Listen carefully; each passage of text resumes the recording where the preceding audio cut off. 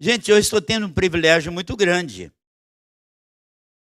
Eu comecei o ano no primeiro dia de janeiro, foi num domingo, eu preguei aqui.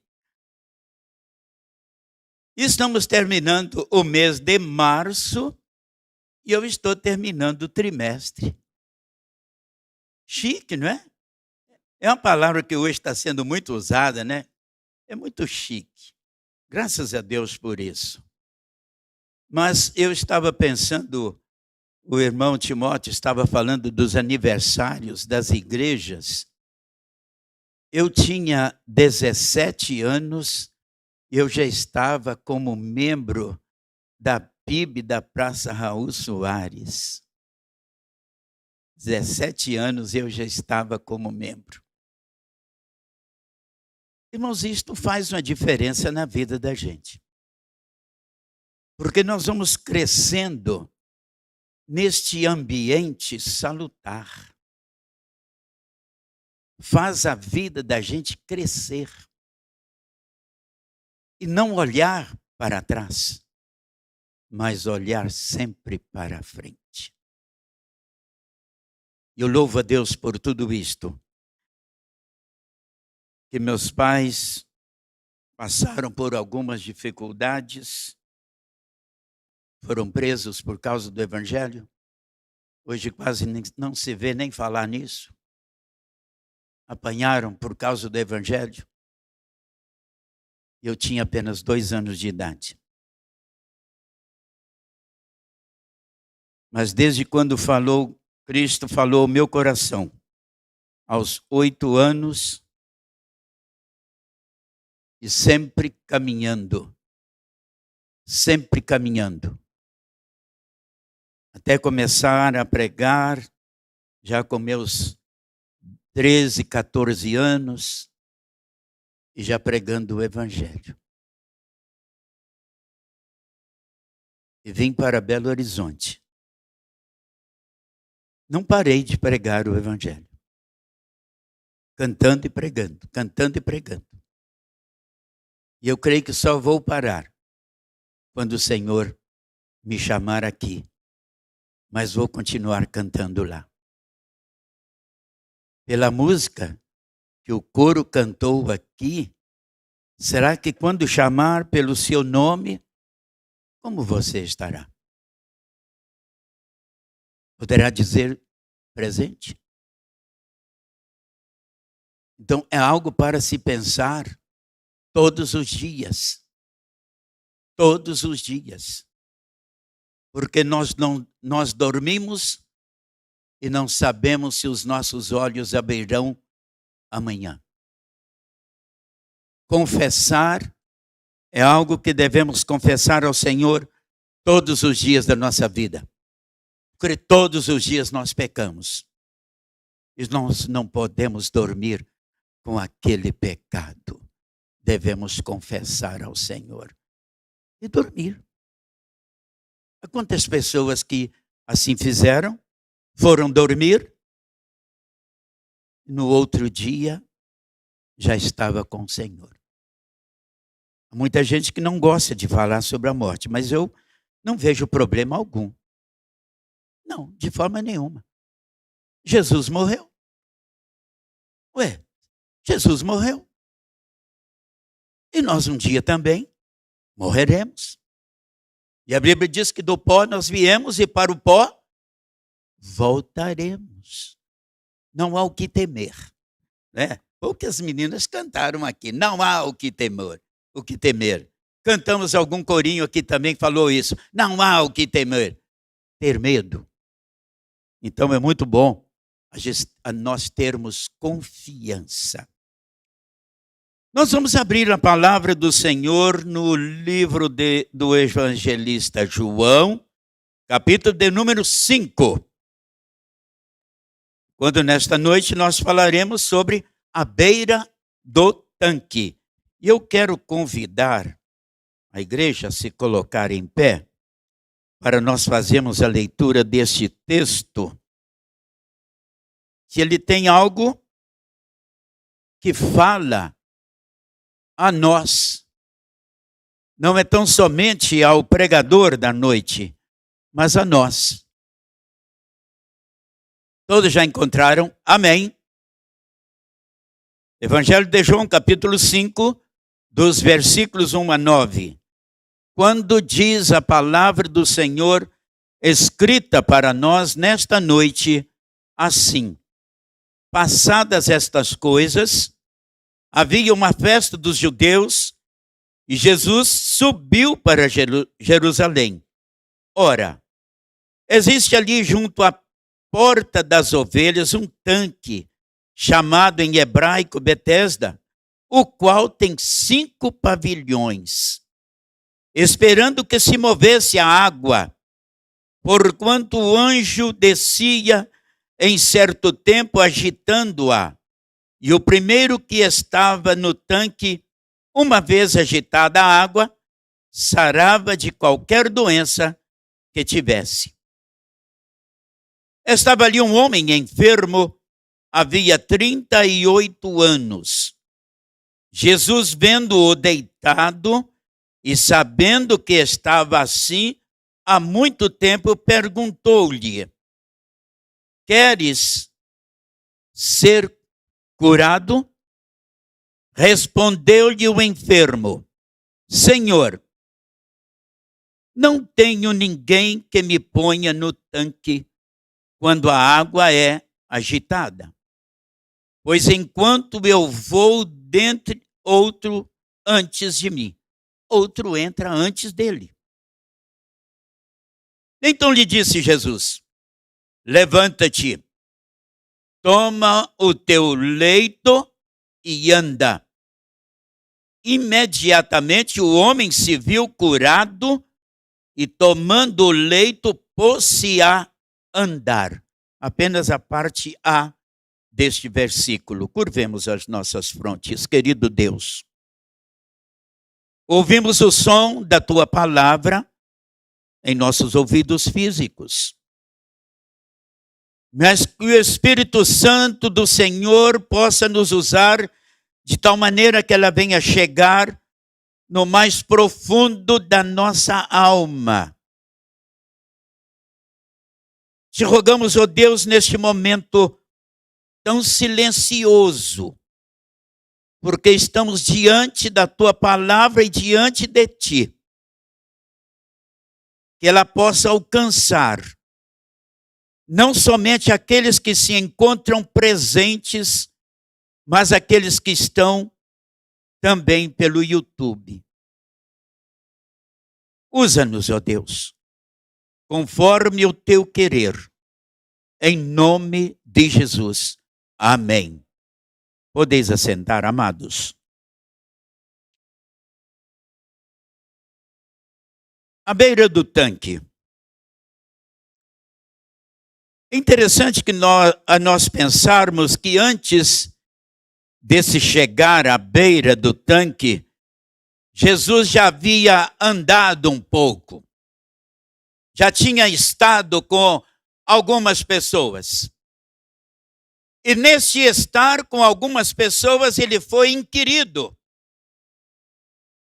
por um homem. Esse homem então foi até Jesus e fala com ele: Senhor, o meu filho está doente, está para morrer, e eu preciso do teu socorro. Quando eu estava vendo isso, eu fiquei pensando, nós outros aqui, quando nós temos alguma dificuldade, alguém enfermo em casa, muitas vezes nós corremos para o médico. Precisa ir ao médico. Vamos ver o que tem. E às vezes nós não paramos um pouco para falar com o Papai do Céu: Senhor, dirija-nos.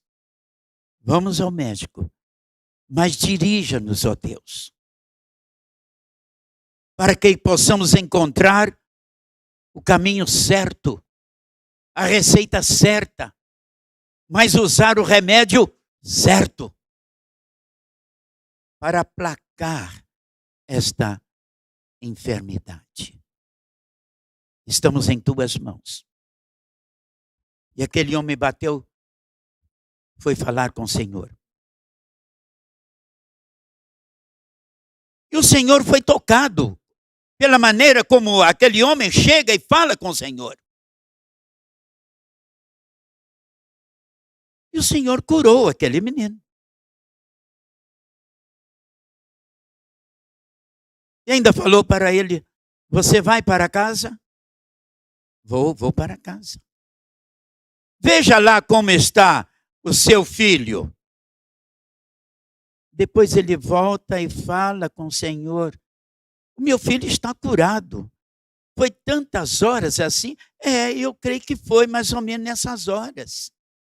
Porque enquanto ele estava indo para casa, o filho estava sendo curado. Irmãos, a nossa fé, ela tem um poder muito grande. Que muitas vezes nós não damos valor à fé que nós temos. E quando o Senhor está à espera de nós chegarmos até Ele, Ele tem consciência de como nós estamos aflitos.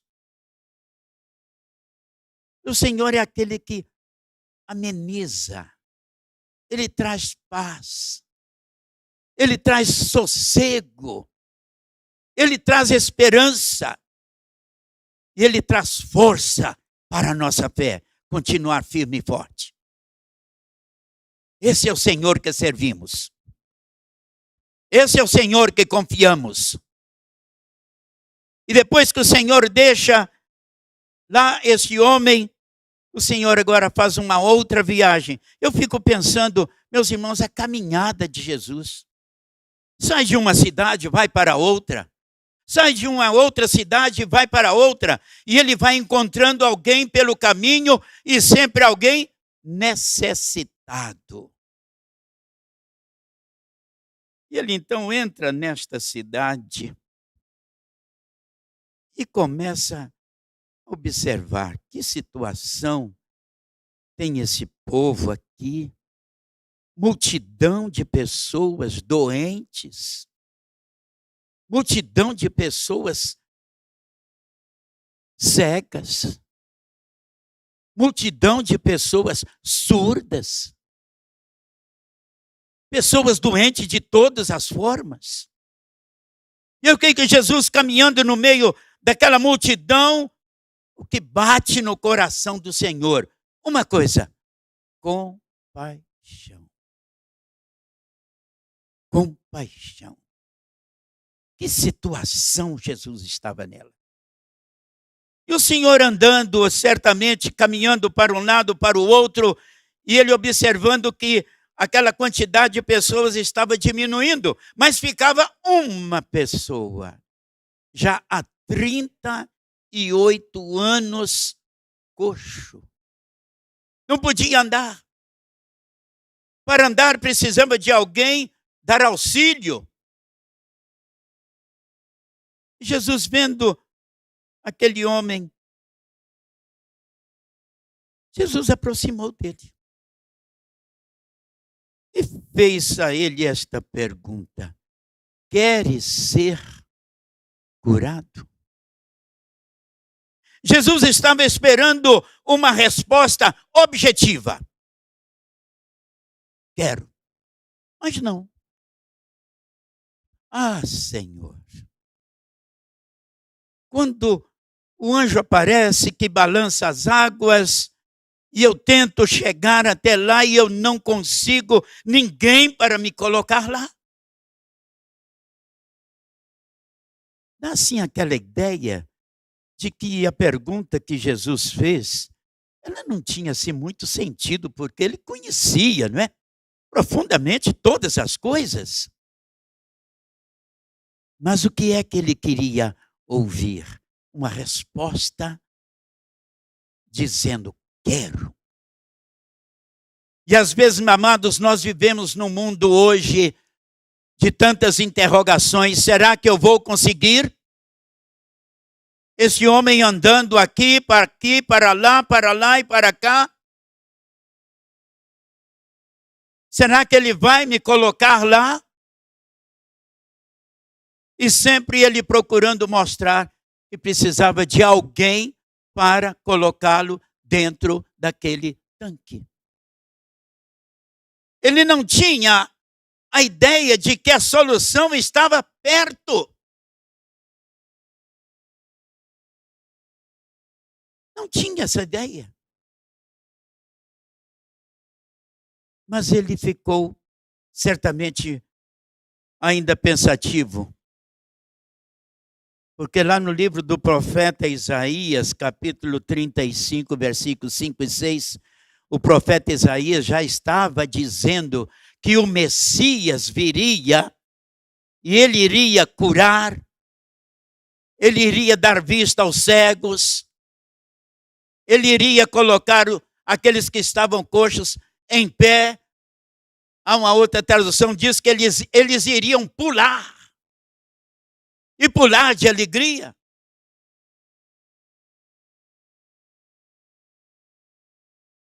E a gente fica pensando, meu Deus, será que era só para aquele tempo lá do Antigo Testamento? Que foi sempre anunciando a vinda do Messias? E agora? E esse homem caminhando aqui? E esperando de mim uma resposta mais objetiva, e eu não consigo dar resposta. Eu só estou dizendo que não tem ninguém para me ajudar. E às vezes o nosso socorro, como diz o salmista, o nosso socorro está bem presente na angústia. E nós ainda não paramos para pensar que ela está mais perto do que nós pensamos. E às vezes no nosso deitar, no nosso levantar, no nosso caminhar, nas nossas atividades, o socorro está ali junto de nós. Mas Jesus viu que ali estava um homem carente. Interessante que eu trago outro personagem interessante, que foi o cego de Jericó. E a gente fica pensando, o cego não está vendo, mas quando perde as suas faculdades visuais, Deus aumenta as faculdades auditivas. E aquele homem, aquele cego, e ele estava ouvindo barulho de pés, estava ouvindo barulho de vozes, e ele percebendo que aquilo estava aumentando, ele começa a pensar, isso só pode ser Jesus. Para trazer esse barulho todo, só pode ser Jesus. Até chegar num ponto, é que ele então começou a pensar, é ele mesmo. E quando a multidão chega, Jesus estava no meio dela. E ele grita, ele fala alto, Jesus, filho de Davi, tem misericórdia de mim. Fez a multidão parar. E muitas vezes a multidão começa a dizer, não fale nada com ele, não atrapalhe ele. E às vezes nós encontramos na nossa vida a multidão muitas vezes nos colocando para trás. E Jesus parou. Traz este homem até aqui. E Jesus fez a ele uma pergunta. O que queres que eu te faça? E ele foi objetivo. Qual foi a resposta que ele deu? Que eu tenha vista. Quem ele viu primeiro? Jesus. De frente dele. E eu fico pensando na emoção daquele homem agora ver. E diz nos historiadores que Jesus continuou a sua viagem com aquela multidão, mas ele não ficou para trás. Ele continuou seguindo aquela multidão. E quantas pessoas que têm ouvido a multidão e começa na igreja e depois ela vai ficando para trás. E muitas vezes ela precisa ouvir de novo Jesus chamando falando com ele: o que queres que eu te faça? E muitas vezes precisamos dizer que você tem uma nova vida. Mudar completamente o rumo, o norteamento da vida. Ter uma nova vida. E aquele cego passou a ter uma nova vida, porque não precisava mais esmolar naquele lugar. Amados, e Jesus continuou insistindo com aquele homem lá à beira do tanque. Até chegar no ponto que o Senhor, então, dá para ele uma resposta. Levanta-te! Há quantos hoje que estão aí dormindo, parados, não levanta. Apenas fica esperando a morte chegar, mas não levanta. Amados, pertinho de nós temos visto muitos que se levantaram, mas continua com a sua cama nas costas. Ela não deixa aquilo para trás. E aquilo acaba se tornando um fardo na sua vida. E ela precisa experimentar o que é deixar o leito para trás, levar aos pés do Senhor e deixar lá e voltar são, leve, suave, curado das enfermidades que o pecado traz. Principalmente a enfermidade do pecado, que é a maior enfermidade sobre a face da terra. É o pecado. E muitos estão carregando esta cama para lá baixo e para cima. E às vezes nós encontramos com eles carregando.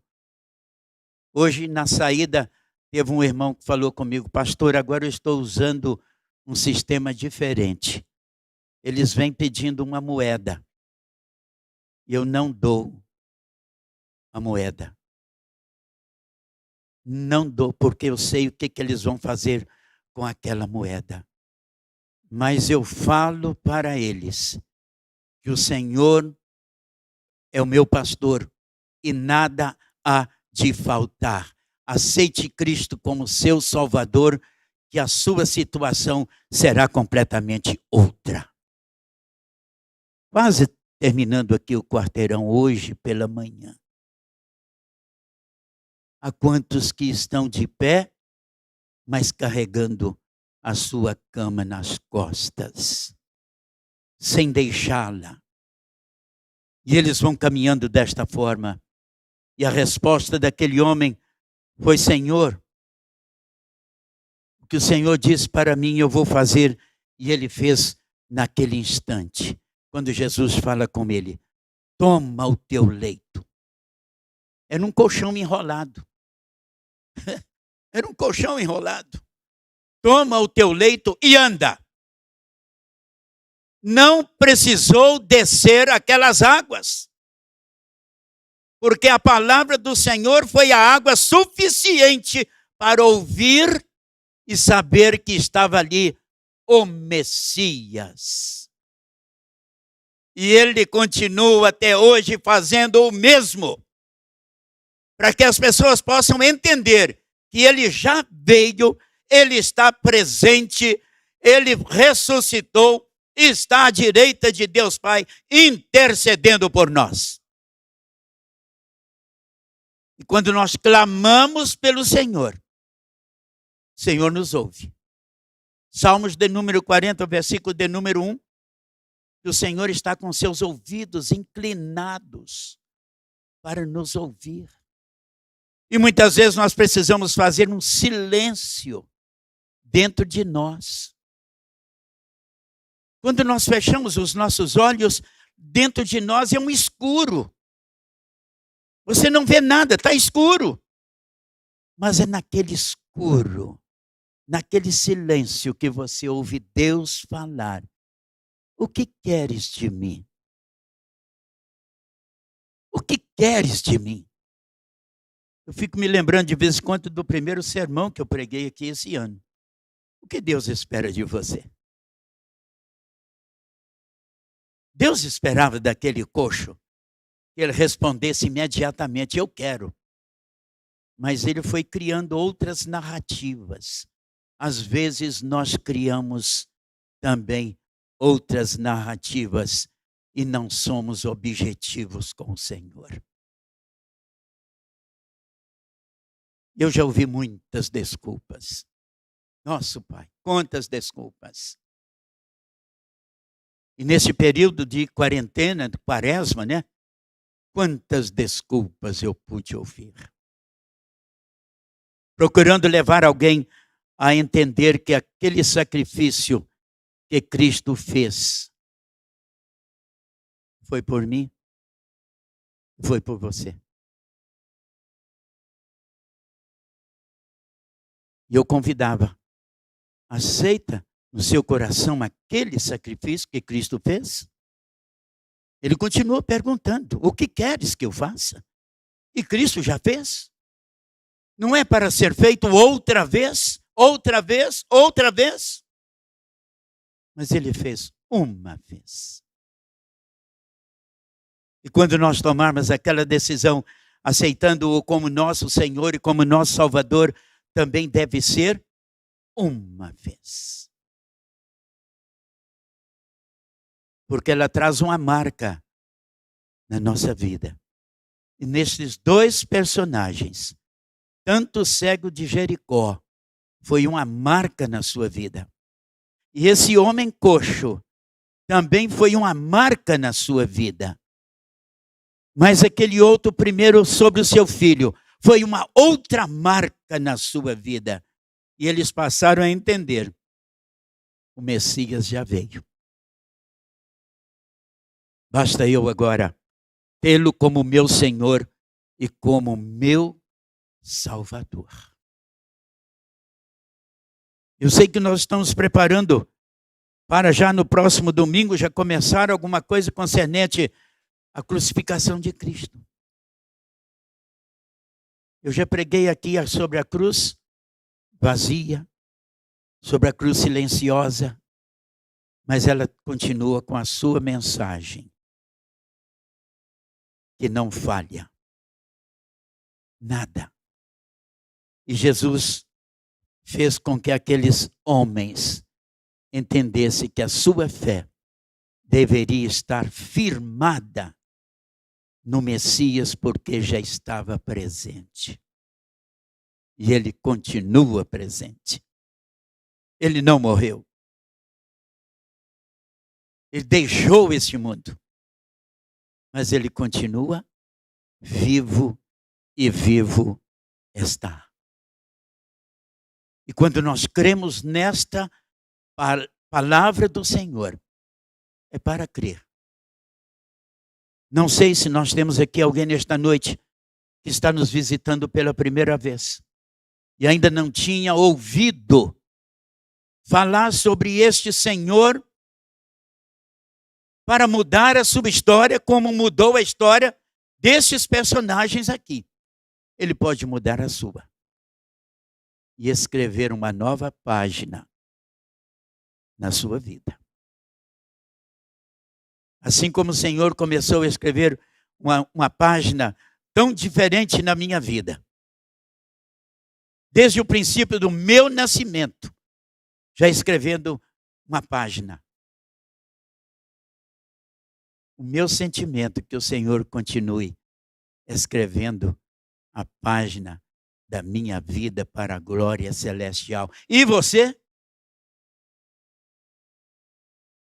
Quer começar a escrever a sua história hoje diferente? Se você está entendendo a narrativa da palavra do Senhor, você está à beira de um tanque e ainda não vai chegar lá, porque você não está indo ao Senhor para não precisar descer lá. Mas existe um tanque na nossa vida que se chama a palavra de Deus, que você pode descer nela todos os dias e todas as horas, porque vai saciar a sua fome. e a sua sede. Basta crer. Quem sabe nós temos aqui alguém nesta noite que quer tomar uma decisão. Quem sabe nós temos aqui alguém. Ou às vezes você em casa, que ainda não experimentou ser objetivo com o Senhor, porque Ele está perguntando: o que queres que eu te faça? Queres ser curado? Queres ser curado das drogas? Queres ser curado do seu pecado? Queres ser curado das prostituições que estão aí procurando tragar as nossas crianças, os nossos adolescentes? Queres ser curado? Ele está pronto para curar você. E esta cura é nova vida. É despir-se do homem velho e passar a ter uma vida de homem novo com Cristo Jesus. Se temos, pode alguém levantar a sua mão? Está entendendo? Porque Ele continua passando e Ele continua fazendo milagres. E Ele quer fazer um milagre na sua vida. Transformar a sua vida. Para que o seu rosto possa ter aquele sorriso, perfume de Cristo. Tudo de Cristo é diferente. Alegria. Você quer? Se não há, mas que nesta noite, antes de você dormir, tenha um encontro com o Senhor. Porque o Senhor quer encontrar com você. Que Deus nos abençoe. Amém.